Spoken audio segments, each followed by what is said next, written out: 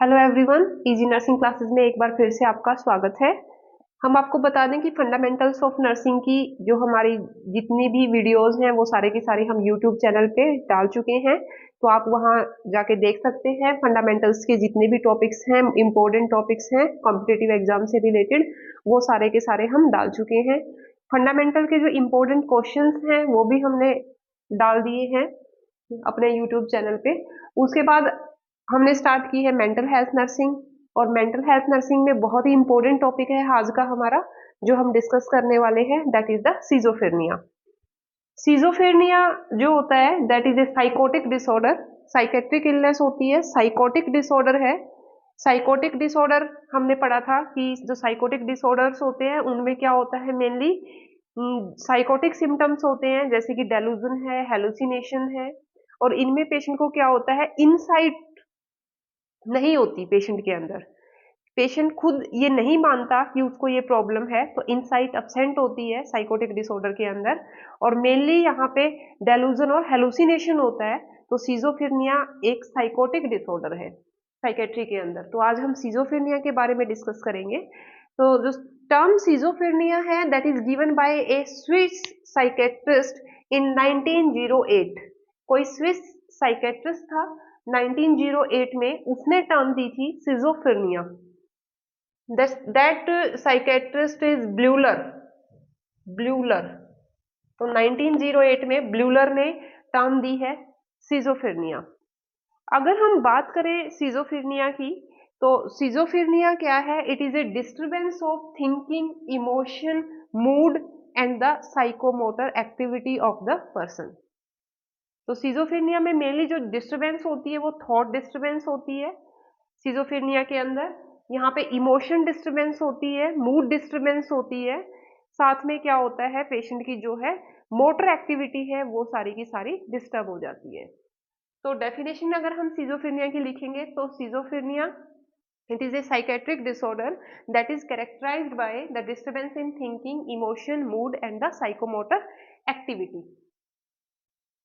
उसके बाद है कि जो सिजोफ्रेनिया होता है, अगर हम इसकी बात करें कि कहाँ पे किन पेशेंट्स में ये मिलता है, तो सिजोफ्रेनिया जो है, जो 15% न्यू एडमिशन होते हैं मेंटल हॉस्पिटल के अंदर वो सिजोफ्रेनिया के होते हैं। 15% new admission in every mental hospital that is related with the schizophrenia. तो सिजोफ्रेनिया जो होता है ये मेन जो है साइकेट्रिक प्रॉब्लम में कंसिडर होता है, मेन प्रॉब्लम होती है सिजोफ्रेनिया की। और इसमें क्या होता है, अगर हम बात करें तो 3 to 4 केसेस होते हैं पर 1000 ऑफ द पॉपुलेशन। 1000 पॉपुलेशन के अंदर 3 से 4 केसेस जो होते हैं वो सिजोफ्रेनिया के पाए जाते हैं। तो सिजोफ्रेनिया के पेशेंट जो है वो बहुत आते हैं साइकेट्रिक हॉस्पिटल के अंदर। फिर हम बात करते हैं इटियोलॉजी की कि कॉजेज क्या क्या है सिजोफ्रेनिया के। तो सबसे पहले कुछ थ्योरीज दी है, एग्जैक्ट कॉजेज अननोन। एग्जैक्ट नहीं पता कि जो सिजोफ्रेनिया है वो किस वजह से है, लेकिन कुछ थ्योरीज दी गई है, कुछ अजम्पशंस हैं कि क्या कॉजेज हो सकते हैं। तो सबसे पहले इसमें आती है हमारी बायोलॉजिकल थ्योरी। तो बायोलॉजिकल थ्योरी में हम बात करते हैं सबसे पहले बायोकेमिकल थ्योरी की। तो जो बायोकेमिकल थ्योरी होती है, बायोकेमिकल थ्योरी में क्या है, ये बताया गया है कि अगर डोपामिन जो न्यूरोट्रांसमीटर होता है, अगर उसका लेवल इंक्रीज हो जाता है बॉडी के अंदर या ब्रेन के अंदर, तो दैट कॉज द सिजोफ्रेनिया। कि जो न्यूरोट्रांसमीटर डोपामिन है, अगर वो एक्सेस में हो जाता है ब्रेन के अंदर, तो दैट कॉज द सिजोफ्रेनिया। उसके बाद आती है न्यूरोस्ट्रक्चरल थ्योरी। न्यूरोस्ट्रक्चरल थ्योरी क्या कहती है हमारी, कि कुछ ब्रेन के अंदर, नर्वस सिस्टम के अंदर कोई स्ट्रक्चरल प्रॉब्लम है जिसकी वजह से सिजोफ्रेनिया पेशेंट को हो जाता है। तो ये बात करते हैं कि जो ब्रेन है, ब्रेन वॉल्यूम है वो कम है, ब्रेन है वो पूरी तरह से डेवलप नहीं है। ब्रेन के अंदर जो फ्रंटल लोब है, जो सेरिब्रम है, ब्रेन के अंदर जो लिम्बिक सिस्टम है, वो पूरी तरह से डेवलप नहीं है। तो दैट इज द न्यूरोस्ट्रक्चरल थ्योरी कि जो ब्रेन की वॉल्यूम है वो कम है, जो ब्रेन के अंदर स्ट्रक्चर्स हैं वो पूरी तरह से डेवलप नहीं है, तो दैट कॉज द सिजोफ्रेनिया। तो ये न्यूरोस्ट्रक्चरल थ्योरी कहती है कि ब्रेन के अंदर ही कोई स्ट्रक्चरल प्रॉब्लम है। फिर हम बात करते हैं जेनेटिक थ्योरी की। जेनेटिक थ्योरी में आता है हमारा कि जेनेटिक कॉजेज क्या होते हैं। तो जेनेटिक थ्योरी कहती है कॉन्सनग्यूइनस मैरिज। कॉन्सनग्यूइनस मैरिज, जो कॉन्सनग्यूइनस मैरिज होती है that is a marriage in the blood relation. अगर कोई ऐसी मैरिज करता है ब्लड रिलेशन में तो उनमें जो होता है वो सिजोफ्रेनिया के चांसेस ज्यादा होते हैं, ये जेनेटिक थ्योरी कहती है। ठीक है, इसके अलावा जेनेटिक थ्योरी कहती है कि जो ट्विन्स हैं उनमें जो चांसेस होते हैं सिजोफ्रेनिया के 15% होते हैं। अगर एक को है तो दूसरे को चांसेस जो है वो 50% चांसेस होते हैं कि दूसरे को भी होगा। अगर सिबलिंग्स हैं तो उनमें चांसेस जो होते हैं वो 10% के होते हैं। और अगर पेरेंट्स को सिजोफ्रेनिया है तो वहां पे चांसेस जो होते हैं वो 35% चांसेस होते हैं कि पेरेंट्स को है तो आगे जो बच्चे हैं उनमें भी इनहेरिट हो सकता है। तो ये जेनेटिक थ्योरी कहती है। फिर आती है perinatal risk factor. Perinatal risk factor का मतलब है कि ड्यूरिंग प्रेगनेंसी अगर कोई इन्फेक्शन हो जाता है मदर को, ड्यूरिंग प्रेगनेंसी अगर मदर बहुत ज्यादा स्ट्रेसफुल लाइफ है मदर की, या कोई इन्फेक्शन हो जाता है लाइक द टॉर्च या रूबेला का इन्फेक्शन है, तो उस केस में भी जो है सिजोफ्रेनिया होने का रिस्क मदर को ज्यादा रहता है। तो that is the perinatal risk factor. उसके बाद है साइकोडायनामिक थ्योरी। साइकोडायनामिक थ्योरी में आती है हमारी डेवलपमेंटल थ्योरी। डेवलपमेंटल थ्योरी कहती है कि regression in the oral stage. अगर किसी पर्सन की ओरल स्टेज जो होती है, हमने पहले की क्लासेस में पढ़ाया है कि सिग्मॉइड फ्रॉड ने डेवलपमेंटल स्टेजेस बताई थी, ओरल स्टेज है, एनल स्टेज है, फैलिक स्टेज है, प्री स्कूल है। तो ये हमने सारी स्टेजेस डिटेल में पढ़ी है। तो ओरल स्टेज के अंदर अगर रिग्रेशन हो जाता है किसी पर्सन का तो दैट कॉज द सिजोफ्रेनिया। तो उसमें जो डिफेंस मैकेनिज्म होते हैं वो डिस्टर्ब हो जाते हैं पर्सन के, तो उसकी वजह से क्या होता है, सिजोफ्रेनिया होता है। फिर आती है फैमिली थ्योरी। फैमिली थ्योरी में क्या होता है, मदर चाइल्ड रिलेशनशिप में अगर कोई प्रॉब्लम है, मदर ओवर प्रोटेक्टिव है, तो उस केस में भी बच्चे को सिजोफ्रेनिया होने का रिस्क जो है वो बढ़ जाता है। ठीक है, उसके बाद है फैमिली थ्योरी के अंदर कि फैमिली के अंदर कोई डिस्टरबेंस है, फैमिली के अंदर अगर कोई प्रॉब्लम है, कोई डिस्प्यूट्स हैं आपस में, या फिर कोई डबल मैसेज हम बच्चे को कन्वे कर रहे हैं जो कन्फ्लिक्ट कॉज करता है, टू वे कम्युनिकेशन प्रॉपर नहीं कर रहे हैं, डबल मैसेज दे रहे हैं, तो that can also cause the schizophrenia. तो ये सारी चीजें किसके अंदर आती है, फैमिली थ्योरी के अंदर। फिर बात करते हैं सोशल फैक्टर्स की। सोशल फैक्टर में आता है कि जो लो सोशियो इकोनॉमिक ग्रुप होता है उसमें सिजोफ्रेनिया होने का रिस्क ज्यादा होता है as compared to the good socio economic group. तो लो सोशियो इकोनॉमिक ग्रुप के अंदर सिजोफ्रेनिया का रिस्क जो होता है वो ज्यादा होता है। फिर हम बात करते हैं, ये था इटियोलॉजी की क्या क्या कॉजेज हो सकते हैं। तो हमने पढ़ा कि कोई डेफिनेट कॉज नहीं है, कुछ अजम्पशंस हैं, कुछ थ्योरीज दी हुई है जिसकी बेसिस पे एक्सप्लेन किया है कि ये कॉजेज जो है वो सिजोफ्रेनिया के हो सकते हैं। फिर हम बात करते हैं क्लिनिकल फीचर्स की कि सिजोफ्रेनिया अगर है तो क्लिनिकल फीचर्स क्या क्या आएंगे। तो इसमें हमारे आते हैं ब्लूलर 4A। ब्लूलर जिसने टर्म दी थी सिजोफ्रेनिया, तो ब्लूलर के 4A बोलते हैं हम इसको। तो 4A में आते हैं हमारे affective disturbance, autistic thinking, ambivalence and the associative looseness. Affective disturbance में क्या आता है, inappropriate behaviour, inappropriate emotions of the person. Inappropriate emotions का मतलब होता है कि जहां पे खुश होना होता है वहां पे दुखी हो जाता है, और जहां पे दुखी होना होता है वहां पे पर्सन जो होता है वो मूड उसका जो होता है वो अच्छा हो जाता है, खुश हो जाता है। तो यहाँ पे इनएप्रोप्रिएट अगर इमोशन शो कर रहा है, इनएप्रोप्रिएट बिहेवियर शो कर रहा है, तो उसको हम बोलते हैं अफेक्टिव डिस्टर्बेंस।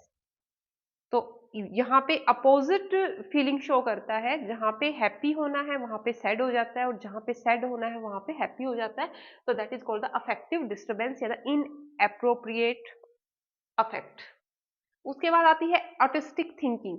ऑटिस्टिक थिंकिंग में क्या होता है, जो पर्सन होता है वो सेल्फ सेंटर्ड होता है, उसको कोई मतलब नहीं होता दुनिया से, एक्सटर्नल वर्ल्ड से वो अपने आप को बिल्कुल सेपरेट कर लेता है और प्री ऑक्यूपाइड रहता है, वो खुद में ही रहता है, सेल्फ सेंटर्ड रहता है, रियलिटी में नहीं रहता, उसको रियलिटी का कुछ पता नहीं होता है। तो that is called the autistic thinking या फिर ऑटिज्म भी बोलते हैं। तो सिजोफ्रेनिया के अंदर अफेक्टिव डिस्टर्बेंस होगी, ऑटिस्टिक थिंकिंग होगी, सेल्फ सेंटर्ड होता है, अब सोशली विड्रॉ कर लेता है अपने आप को, प्रीऑक्यूपाइड रहता है खुद के ही वर्ल्ड में। उसके बाद है एम्बीवैलेंस। एम्बीवैलेंस का मतलब होता है two opposite feeling at the same time, two opposite idea, two opposite desire, two opposite feeling at the same time. एक ही टाइम पे किसी भी पर्सन को लेके दो अपोजिट फीलिंग अगर पर्सन शो कर रहा है तो दैट इज कॉल्ड द एम्बीवैलेंस, हम उसको एम्बीवैलेंस बोलते हैं। ठीक है, उसके बाद आता है एसोसिएटिव लूजनेस। एसोसिएटिव लूजनेस का मतलब होता है कि आइडिया में कोई कनेक्शन नहीं है, कहीं से जो आइडियाज हैं, लूज आइडियाज हैं, आपस में कहीं से कनेक्ट नहीं हो रहे हैं, कोई रेलिवेंट मीनिंग उसका नहीं निकल के आ रहा है, तो that is called the associative looseness. There is no connection in the ideas, ideas are not connected with each other. तो ये थे हमारे 4A ब्लूअर के। ब्लूअर के 4A में affective disturbance, autistic thinking, ambivalence and the associative looseness. ये 4A बहुत important है सिजोफ्रेनिया के, आपने याद रखने हैं। फिर अगर क्लिनिकल फीचर्स की हम बात करें तो उसमें आते हैं thought and speech disorder. Thought and speech disorder में लूजनिंग ऑफ एसोसिएशन, एसोसिएशन जो आइडिया है उनमें कोई कनेक्शन नहीं है, कोई एसोसिएशन नहीं है आपस में आइडियाज के अंदर, थॉट्स के अंदर।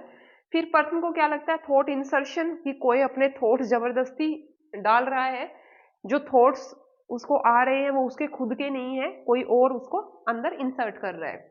विड्रॉल, किसी ने उसके थॉट्स निकाल लिए हैं, ठीक है, सामने वाला जो बात कर रहा है वो उसके थॉट्स थे और वो किसी ने विड्रॉ कर लिए हैं। ब्लॉकिंग, थॉट ब्लॉकिंग का मतलब होता है कि एकदम से बोलते बोलते जो है वो चुप हो जाता है, कि उसको कोई थॉट्स आ ही नहीं रहे हैं, एकदम से थॉट्स जो हैं उसके ब्लॉक हो गए हैं, तो थॉट ब्लॉकिंग होगी। थॉट ब्रॉडकास्टिंग, थॉट ब्रॉडकास्टिंग का मतलब कि हर जगह उसी की बातें हो रही हैं, उसी के थॉट्स हैं। टीवी चल रहा है, टीवी पे न्यूज आ रही है, ये तो उसी के थॉट्स हैं। टीवी पे कोई बोल रहा है, ये तो वही बोल रहा है जो वो सोच रहा है। तो ब्रॉडकास्टिंग, कि हर किसी को उसके थॉट्स के बारे में पता चल गया है, हर जगह उसके थॉट है वो ब्रॉडकास्ट हो गए हैं।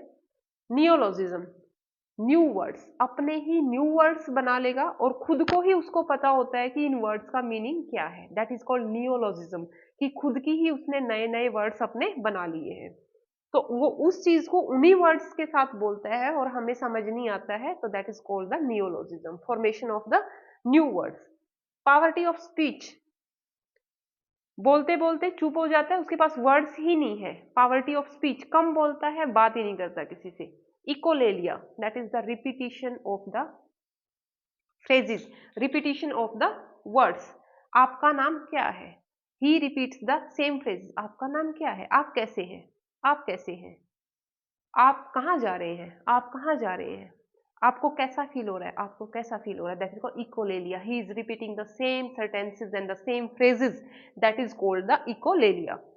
After that perseveration, perseveration means the person is repeating the same answer। Who is the Prime Minister of India? He is the Shri Narendra Modi. Who is the CM of Haryana? Shri Narendra Modi.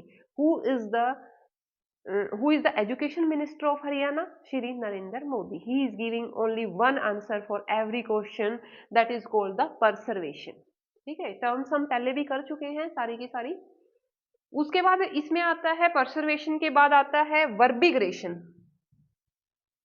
वर्बिग्रेशन का मतलब होता है ही is repeating the same rhythmic words, cat bat sat pat that bat cat bat pat, that is called the verbigration, the repetition of the same rhythmic words, that is called the verbigration। तो verbigration भी होती है कई बार।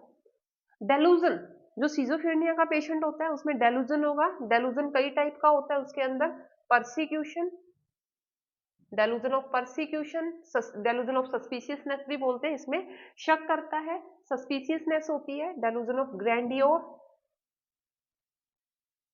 डेलूजन of reference, ये हम detail में कर चुके हैं डेलूजन के टाइप्स। डेलूजन ऑफ कंट्रोल, तो ये सारे डेलूजन जो होते हैं वो सिजोफ्रेनिया में मिलते हैं।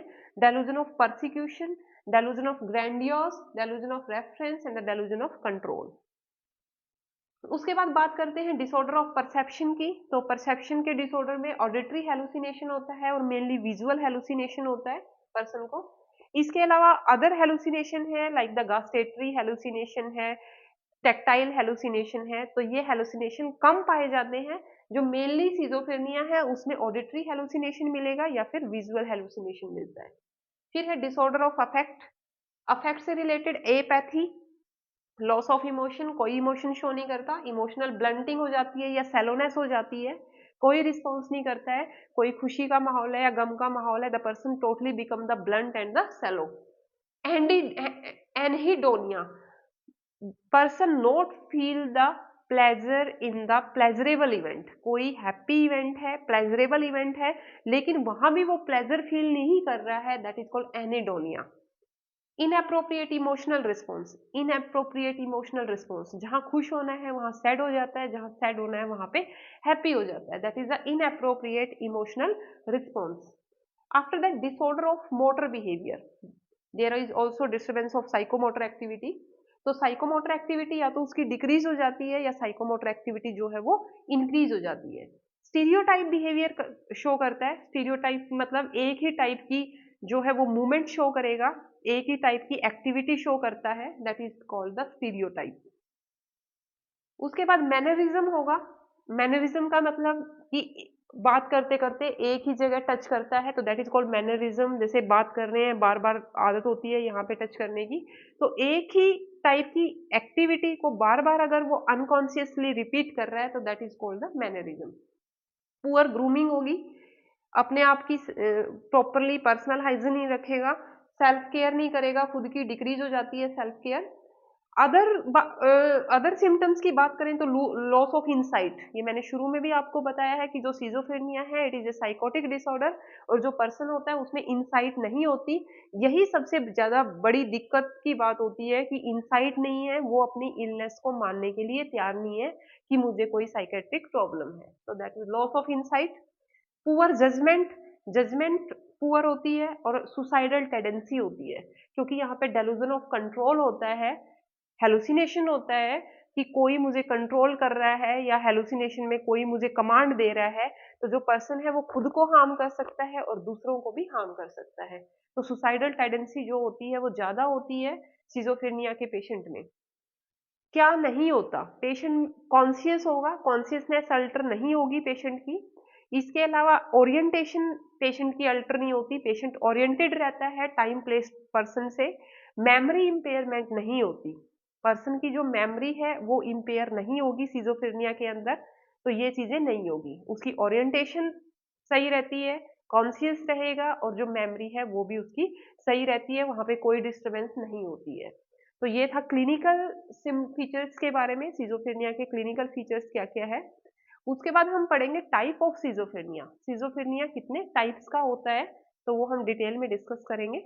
उसके बाद हम डिस्कस करेंगे clinical types of schizophrenia, schizophrenia कितने टाइप्स का होता है। तो सबसे पहले जो सिजोफ्रेनिया की टाइप होती है that is the paranoid schizophrenia. Paranoid schizophrenia में क्या होता है, इसमें मेनली जो होता है वो डेलूजन होता है पर्सन को, तो इसमें होगा delusion of persecution, delusion of reference, delusion of grandiosity, delusion of jealousy, hallucinatory voices होगी, और साथ में disturbance of affect. Delusion of persecution हम पहले ही कर चुके हैं टाइप्स ऑफ डेलूजन में, कि परसिक्यूशन अगर होता है तो पर्सन को क्या होता है, सस्पिशियसनेस होती है, हर किसी के ऊपर शक करता है। डेलूजन ऑफ रेफरेंस में उसको लगता है कि everyone is talking about him, हर कोई उसी के बारे में बात कर रहा है। डेलूजन ऑफ ग्रैंडियोसिटी, ग्रैंडियोसिटी में लगता है कि उसके पास कुछ स्पेशल पावर है, और किसी फेमस पर्सन के साथ उसके सोशल रिलेशनशिप है, वो कुछ भी कर सकता है, तो that is delusion of grandiosity.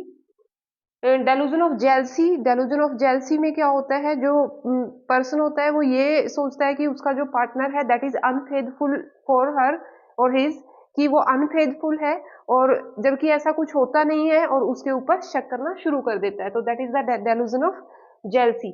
Delusion of infidelity भी हम इसको बोलते हैं, कि अपने पार्टनर के ऊपर शक करता है कि उसका किसी के साथ एक्स्ट्रा मैरिटल अफेयर है। उसके बाद है हेलुसिनेटरी वॉइसेस, जो सिजोफ्रेनिया होता है पैरानोइड सिजोफ्रेनिया, इसमें जो वॉइसेस आती है ऑडिटरी हेलुसिनेशन होता है, कि कोई किसी के हंसने की आवाज आ रही है, किसी की बातें करने की आवाज उसको सुनाई देती है। उसके बाद डिस्टर्बेंस ऑफ अफेक्ट, इसमें इनअप्रोप्रिएट अफेक्ट शो करता है, जहाँ पे जो इमोशंस शो करने चाहिए वो उनके अपोजिट इमोशंस शो करता है, तो that is the disturbance of affect. उसके बाद है हैबरफिरेनिक सिजोफ्रेनिया। जो पैरानोइड सिजोफ्रेनिया होता है इसका प्रोग्नोसिस अच्छा होता है, जो पेशेंट होता है वो रिकवर हो जाता है अगर हम उसको ट्रीटमेंट देते हैं, तो इसका जो प्रोग्नोसिस है पैरानोइड सिजोफ्रेनिया का दैट इज गुड। उसके बाद है हैबेफिरेनिक सिजोफ्रेनिया। हैबेफिरेनिक सिजोफ्रेनिया में क्या होता है, जो पर्सन होता है वो खुद की सेल्फ केयर नहीं करता, खुद की हाइजीन मेंटेन करके नहीं रखता, पुअर प्रीमॉर्बिड पर्सनैलिटी, जो पर्सनैलिटी होती है वो प्रीमॉर्बिड होती है, पुअर पर्सनैलिटी होती है पर्सन की। लूजनिंग ऑफ एसोसिएशन, उसकी जो आइडियाज होते हैं, जो थॉट्स होते हैं उसमें कोई कनेक्शन नहीं होता। सोशल इम्पेयरमेंट, सोशली विड्रॉ कर लेता है, अपने आप को आइसोलेट कर लेता है। डेलूजन एंड हेलुसिनेशंस होगा साथ में। सेंसलेस गिगलिंग, ऐसे बिना किसी बात पे हंसना स्टार्ट कर देता है। मिरर गेजिंग, मिरर देखना स्टार्ट कर देगा। मैनरिज्म, एक ही एक्टिविटी को बार बार रिपीट करता है, एक ही जैसे कई बार टच करता है बात करते हुए, एक ही एक्टिविटी को रिपीट करता है, that is called the mannerism. तो ये था हैबिफिरेनिक सिजोफ्रेनिया। जो हैबिफिरेनिक सिजोफ्रेनिया होता है इसका जो प्रोग्नोसिस होता है वो पुअर होता है as compared to the paranoid schizophrenia. उसके बाद हम बात करते हैं कैटाटोनिक सिजोफ्रेनिया की। जो कैटाटोनिक सिजोफ्रेनिया होता है that is related with the motor activity. इसमें क्या होता है, पर्सन की मोटर एक्टिविटी या तो इंक्रीज हो जाती है या फिर डिक्रीज हो जाती है। तो जो कैटाटोनिक सिजोफ्रेनिया होता है ये दो टाइप का होता है, first is excited catatonia and the second is the retarded catatonia. Excited catatonia नाम से ही है कि साइकोमोटर एक्टिविटी है वो इंक्रीज हो जाती है, स्पीच प्रोडक्शन है वो इंक्रीज हो जाएगी, जो पर्सन है वो फास्टली बोलता है, लूजनिंग ऑफ एसोसिएशन होगी, आइडियाज में कोई कनेक्शन नहीं होगा। उसके बाद है रिटार्डेड कैटाटोनिया। रिटार्डेड कैटाटोनिया में क्या होगा, mutism, the person having poor speech, बात नहीं करेगा, चुप रहेगा बिल्कुल, दैट इज म्यूटिज्म। उसके बाद है रिजिडिटी, रिजिड हो जाएगा, एक ही पोजीशन में बैठा रहेगा, अगर आप उसको मूव करने की भी कोशिश करोगे तो वो वहां से हिलता भी नहीं है, बिल्कुल रिजिड हो जाता है, तो that is called rigidity. Negativism, negativism में क्या होता है, इसमें आप कुछ भी उसको कमांड करने के लिए बोलते हैं उसके अपोजिट कमांड करता है, जैसे आप बोलोगे हाथ ऊपर उठाना है तो वो हाथ को नीचे कर लेता है, वो आप कहोगे कि उसको इस साइड बैठना है तो वो उसके अपोजिट साइड जाके बैठ जाता है। तो इसमें नेगेटिविज्म में आप उसको जो बोलते हो उसके अपोजिट रिस्पॉन्स जो है वो करता है, that is called the negativism. Posturing, इसमें क्या है, पोस्चरिंग में बिजारी पोस्चर बना लेता है, एक एबनॉर्मल पोस्चर बना के रखेगा। स्टूपर, स्टूपर में the person that become totally unaware of the surroundings, आसपास क्या हो रहा है उसको कोई वो नहीं है, एकदम से एक ही पोजीशन में काफी देर तक बैठा रहता है, that is called the stupor. उसको अपनी सराउंडिंग से कोई लेना देना नहीं है, तो that is called the stupor. Echolalia, that is the repetition of words, जो आप सेंटेंस बोल रहे हो, जो फ्रेजेस आप बोल रहे हो उसी को रिपीट करते हैं। आपका नाम क्या है, आपका नाम क्या है, ठीक है, आप कहाँ से हो, आप कहाँ से हो, आपको कैसा लग रहा है, आपको कैसा लग रहा है, तो he is repeating the same sentences and the same phrases as you are asking to him और हर, तो that is called the echolalia, कि आपके ही वर्ड, आपके ही सेंटेंसेस को वो बार बार क्या करेगा, रिपीट करेगा। अब उसके बाद है इकोप्लेक्सिया, आपकी ही मूवमेंट को रिपीट करता है, आप जैसे करोगे वैसे ही वो करेगा। आपने हाथ को ऊपर किया वो ऊपर कर लेता है, आप बैठते हो वो बैठ जाता है, आप खड़े होते हो वो खड़ा हो जाता है, that is called the echopraxia, repetition of the movement. Waxy flexibility, abnormal posture बनाएगा जो नॉर्मल पर्सन नहीं बना सकता और काफी टाइम तक उसी पोजीशन में रहता है, that is called the waxy flexibility. जैसे कि पैर को ऊपर करके सिर के साथ टच कर लेगा, बाजू को ऐसे टेढ़ी कर लेगा, तो इस तरह का जो एबनॉर्मल पोस्चर वो बनाता है जो नॉर्मल पर्सन काफी टाइम तक नहीं बना सकता, तो that is called the waxy flexibility. इन सबको हम डिस्कस कर चुके हैं, all these are the disorder of motor activity. तो डिसऑर्डर ऑफ मोटर एक्टिविटी की जो क्लास हमने डाली है उसमें हमने ये सारी की सारे जो टर्मिनोलॉजी है वो डिस्कस कर चुके हैं। उसके बाद आता है एम्बीटेंडेंसी। एम्बीटेंडेंसी मतलब व्हाट टू डू और व्हाट टू नॉट डू, क्या करना है क्या नहीं करना। आप बोलोगे टंग दिखाओ, अपनी जीभ बाहर निकालो, एक बार बाहर निकालता है और फिर उसको अंदर कर लेता है, ठीक है, तो दैट इज कॉल्ड द एम्बीटेंडेंसी, कि उसको यही कि क्या करना है क्या नहीं करना, इसी में कंफ्यूज रहता है। उसके बाद है ऑटोमेटिक ओबीडियंस।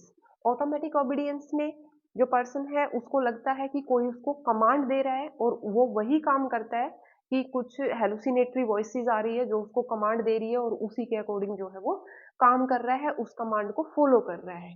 तो that is called the automatic obedience, कि उससे ये काम कोई करवा रहा है। ठीक है, उसके बाद है कैटाटोनिक सिजोफ्रेनिया जो है, इसका भी जो प्रोग्नोसिस है पुअर प्रोग्नोसिस है कैटाटोनिक सिजोफ्रेनिया का। उसके बाद है रेजिडुअल सिजोफ्रेनिया। रेजिडुअल सिजोफ्रेनिया के अंदर क्या होता है कि पास्ट में सिजोफ्रेनिया का कोई ना कोई एपिसोड आया है, लेकिन अब पर्सन जो है वो नॉर्मल है, उसको कोई भी साइकोटिक सिम्टम्स नहीं है। That is called the residual schizophrenia, यानी कि पास्ट में कोई एक एपिसोड सिजोफ्रेनिया का आया है, लेकिन अभी जो पर्सन है नो साइकोटिक सिम्टम्स, अभी कोई भी साइकोटिक सिम्टम्स उसको प्रेजेंट नहीं है। तो that is called the residual schizophrenia. उसके बाद आता है अनडिफरेंशिएटेड सिजोफ्रेनिया।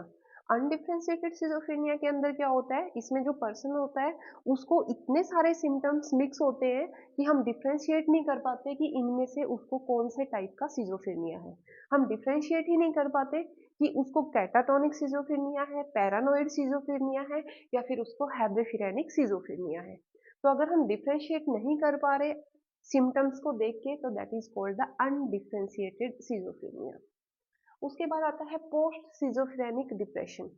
कई बार क्या होता है, सिजोफ्रेनिया का ट्रीटमेंट हम पेशेंट को देते हैं, तो पेशेंट जो होता है ठीक हो जाता है सिजोफ्रेनिया से, जो साइकोटिक सिम्टम्स हैं वो चले जाते हैं, लेकिन बाद में पेशेंट क्या होता है डिप्रेशन में चला जाता है।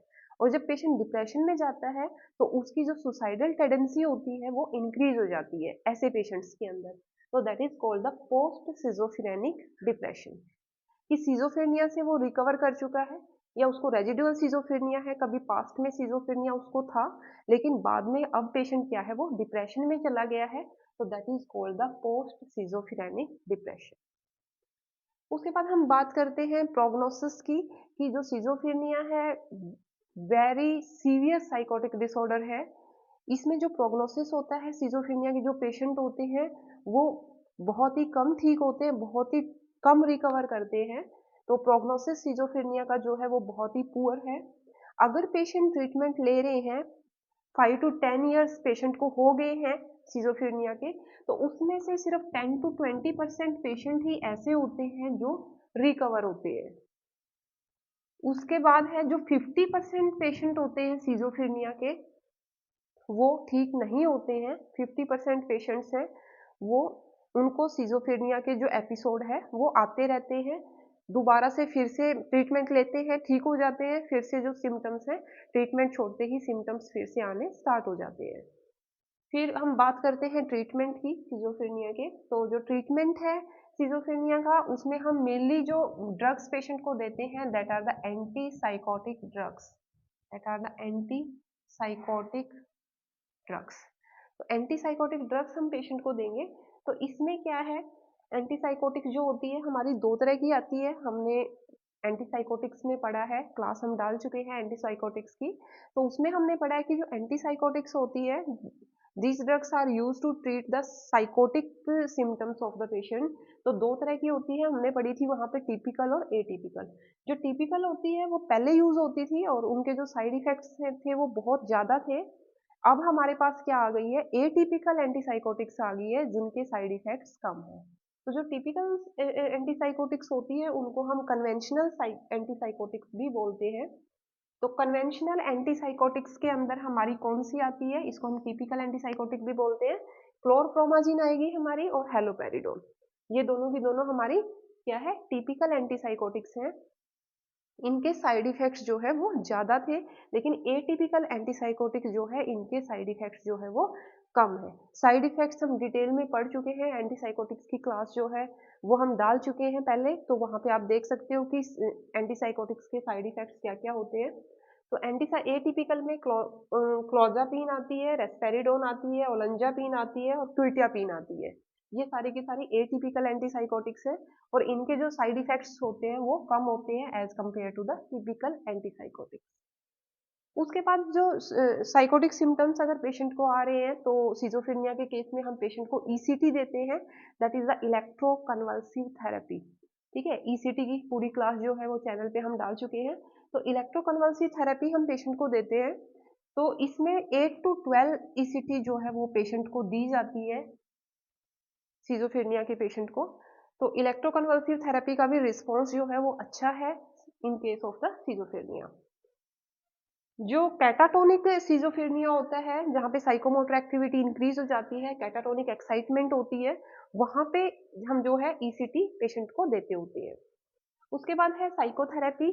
साइकोथेरेपीज का इतना रोल नहीं है साइकोटिक डिजीज सिम्टम्स के अंदर। साइकोटिक सिम्टम्स, हेलुसिनेशन हो रहा है, डेलूजन हो रहा है पेशेंट को, इतना वहाँ पे रोल नहीं है, क्योंकि पेशेंट के अंदर इंसाइट नहीं होती है, वो ये इस चीज को नहीं मानता कि उसको सिजोफ्रेनिया है या उसको कोई प्रॉब्लम है, तो वहाँ पे इतना रोल नहीं है। लेकिन फिर भी हम पेशेंट को देते हैं यहाँ पे ग्रुप थेरेपी देते हैं पेशेंट को, बिहेवियर थेरेपी देते हैं, कॉग्निटिव थेरेपी देते हैं और साथ में फैमिली थेरेपी देते हैं। इसके अलावा हम पेशेंट को सोशल स्किल सिखाते हैं और रिहैबिलिटेशन ट्रेनिंग देते हैं पेशेंट को हम। रिहैबिलिटेशन ट्रेनिंग के अंदर हम वोकेशनल ट्रेनिंग पेशेंट को देते हैं कि कोई ना कोई काम करने के लिए हम पेशेंट को दे देंगे, जिससे कि जो पेशेंट्स है वो बिजी रहेगा और उसमें जो है साइकोटिक थॉट्स जो पेशेंट के हैं वो नहीं आएंगे। जो थॉट डिस्टर्बेंस हो रखी है वो नहीं होगी। पेशेंट को हम कोई ना कोई ट्रेनिंग, वोकेशनल ट्रेनिंग देते हैं। तो ये था ट्रीटमेंट के बारे में सिजोफ्रेनिया के। उसके बाद आता है नर्सिंग इंटरवेंशन। तो नर्सिंग इंटरवेंशन में क्या है, पेशेंट को सबसे पहले हम डायग्नोज करते हैं कि सिजोफ्रेनिया का जो पेशेंट हमारे पास आया है, तो हम क्या करेंगे, mini mental status examination. Mini mental status examination, mini mental status examination, MMSE करते हैं हम।